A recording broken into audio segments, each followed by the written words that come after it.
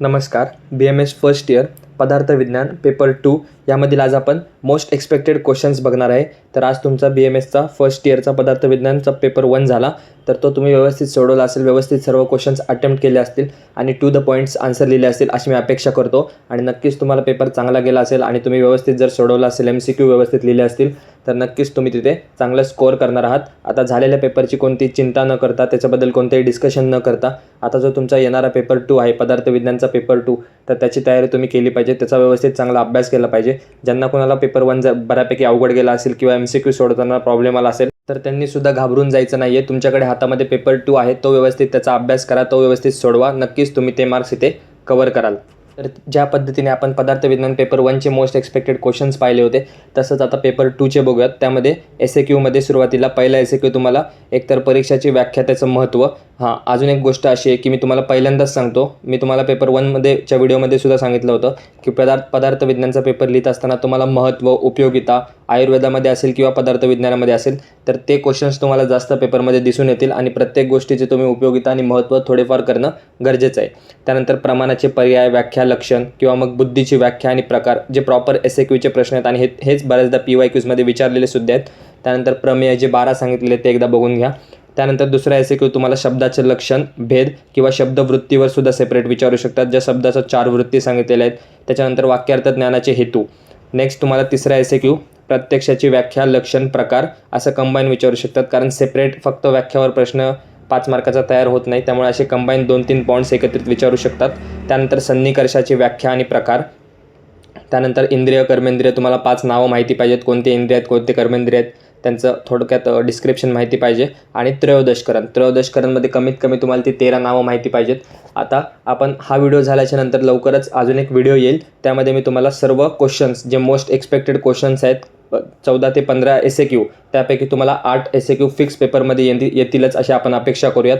ते 14 ते 15 SAQs आणि त्यांचे आन्सर किंवा एकदम आयडियल आन्सर काय असावा ते आपण त्याचासुद्धा व्हिडिओ लवकरच चॅनलवर अपलोड करणार आहे. त्यानंतर नेक्स्ट तुम्हाला 4था SAQ अनुमानची व्याख्या, लक्षण, प्रकार किंवा मग परार्थ अनुमान खूप रेअर आहे, शक्यतो विचारत नाहीत. त्यानंतर हेतूचे प्रकार, व्याप्तीचे प्रकार आणि हेतुआभास. हे जे हेतूचे प्रकार आहे किंवा व्याप्ती आहे किंवा हेतुआभास आहे, हे तुम्हाला LAQमध्ये सुद्धा उपयोगी पडणार आहे. त्यामुळे हेतू, सदहेतू, असदहेतू, अहेतू हे व्यवस्थित करूनच ठेवा. ते तुम्हाला नक्कीच SAQ नाही तर LAQमध्ये फायदेशीर ठरेल. त्यानंतर नेक्स्ट 5वा SAQ तुम्हाला युक्तीचं लक्षण, त्याचे उदाहरणं आणि आयुर्वेदामध्ये त्याचं उपयोगिता किंवा महत्त्व.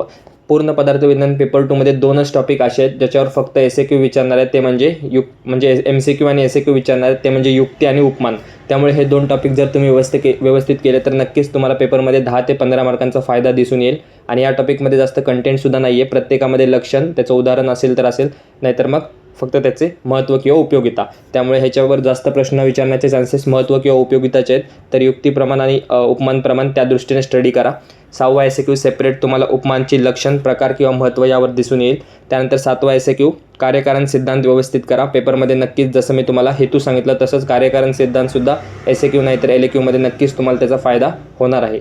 त्यानंतर कोणताही एक वाद तुम्हाला विचारू शकतात, जे तुम्हाला 7-8 वाद सांगितलेले आहेत. प्रत्येक वादामध्ये जास्त मॅटर पण नाही आहे, परंतु तो वाद समजून घेणं गरजेचं आहे. त्यामध्ये काय सांगितलेलं आहे ते महत्त्वाचं आहे, त्यानुसार तुम्ही त्याचं एक्सप्लेनेशन लिहू शकता. त्यानंतर नेक्स्ट त्यामध्येच दशविध परीक्षे भाव सांगितलेले आहेत, ते 10 भाव तुम्हाला माहिती पाहिजेत. त्यानंतर कारणाचे प्रकार, जे छोटे छोटे प्रॉपर 1.5-2 पेजेसचे जे SAQ आहेत तेच तुम्हाला पेपरमध्ये विचारले जातात. ना कमी असतं ना जास्त लिहायचं असतं. त्यामुळे असे जे प्रॉपर SAQ आहेत ते आपण काढलेले आहेत आणि ते मोस्ट एक्सपेक्टेड क्वेश्चन्स म्हणून मी तुम्हाला देत आहे. हा कोणताही गेस पेपरचा व्हिडिओ नाही. गेस पेपरमध्ये काय असतं, तुम्हाला 3 किंवा 4 किंवा 5 गेस पेपरचे सेट दिले जातील आणि त्यामध्ये तुम्हाला हेच क्वेश्चन डिवाइड करून दिले जातील. मग हेच क्वेश्चन मी आपण मोस्ट एक्सपेक्टेडच्या नावाने तुम्हाला देत आहे. आणि 8वा SAQ तुम्हाला इंद्रियार्थ सन्निकर्षावर येऊ शकतो. तर इंद्रियार्थ सन्निकर्षामध्ये त्याचे जे 6 किंवा जे प्रकार सांगितलेले आहेत ते एकदा बघून घ्या आणि आप्तोपदेशवरती येऊ शकतो. तर अशा पद्धतीने हे सर्व SAQ आहेत, व्यवस्थित स्टडी करा. आपण ह्याचे आन्सरसुद्धा देणार आहे, त्याचासुद्धा व्हिडिओ लवकरच चॅनलवर अपलोड होईल, तो सुद्धा तुम्ही अवश्य पहा. तसंच BMS फर्स्ट इयर संबंधित, पदार्थ विज्ञान संबंधित इतर व्हिडिओसुद्धा आपल्या चॅनलवर अपलोडेड आहेत. ते जर तुम्ही आणखीन बघितले नसतील तर ते जाऊन बघा. तसंच टेलिग्राम चॅनल किंवा व्हॉट्सअप ग्रुप जर जॉईन केला नसेल तर त्या दोन्हीची लिंक या व्हिडिओच्या डिस्क्रिप्शनमध्ये आहे, तिथे जाऊन तुम्ही ते जॉईन करू शकता. तिथे सुद्धा जे काही शॉर्ट रिव्हिजन असतील किंवा क्विक टेबल असतील, चार्ट असतील, ते आपण त्याचे फोटो टाकत असतो. त्यानंतर आपण LAQकडे वळूयात. तर लॉंग आन्सरमध्ये तुम्हाला तेच आता जे SAQमध्ये बघितलं तेच LAQमध्ये सुद्धा कवर होतं, परंतु थोडंफार वेगळं काय असतं की LAQमध्ये तुम्हाला कंबाईन 4-5 पॉईंट दिसतील जे एकत्रितपणे विचारले जातात. छोटे छोटे असतात, त्याला मार्क्स वेटेज डिवाईड केलं जातं आणि अशा प्रकारे LAQ तयार केला जातो. तर त्यामध्ये पहिला LAQ परीक्षाची व्याख्या महत्त्व विचारून तुम्हाला चतुर्विध परीक्षा विधी विचारतील, त्याचं निदान किंवा चिकित्सेत महत्त्व विचारतील. तुम्हाला परत परत सांगतोय की चिकित्सेत किंवा निदान किंवा आयुर्वेदात पदार्थविज्ञानामध्ये महत्त्व उपयोगिता खूप महत्त्वाचे आहे, ते व्यवस्थित करून जा. कारण तो पॉईंट असा असतो की आपण पेपरमध्ये अचानक तो तयार करू शकत नाही किंवा काही पण लिहू शकत नाही. त्यासाठी थोडंफार तरी माहिती असणं गरजेचं असतं की त्याची उपयोगिता काय लिहायची आहे. त्यामुळे थोडंफार तरी वाचून जा. त्यानंतर किंवा मग दुसरा आप्तव्याख्या, आप्तोपदेश आणि त्याचं महत्त्व आणि शब्द यावर प्रश्न विचारू शकतात. नेक्स्ट LAQ तुम्हाला अंतकरण किंवा त्रयोदशकरण म्हणा, त्यानंतर मन, सन्निकर्ष हे व्यवस्थित करून जा टॉपिक्स, त्याच्यावर येऊ शकतो.